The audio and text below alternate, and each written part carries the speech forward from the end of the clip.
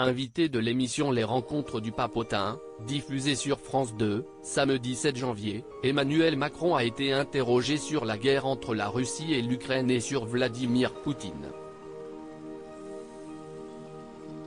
Quand on le rencontre, il n'est pas désagréable, a-t-il confié à propos du président russe.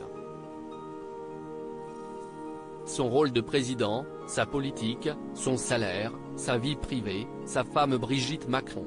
Emmanuel Macron a été interrogé sur des sujets très divers et très variés par les journalistes atteints de troubles du spectre autistique du journal Le Papotin, dans les Rencontres du Papotin, diffusées sur France 2, samedi 7 janvier.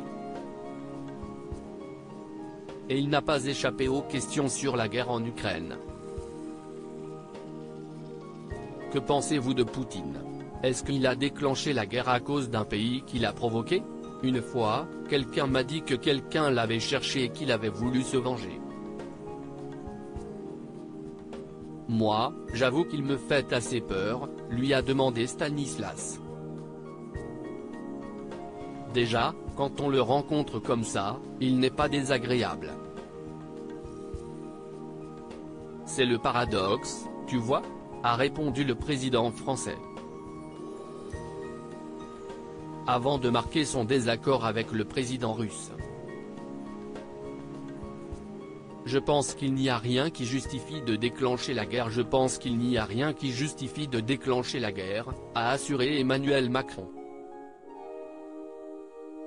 Et d'ajouter, Vladimir Poutine a essayé d'expliquer que c'était l'Ukraine qui le menaçait, et, à travers l'Ukraine, les Européens et les Américains voulaient menacer la sécurité de la Russie. Je crois que c'est faux.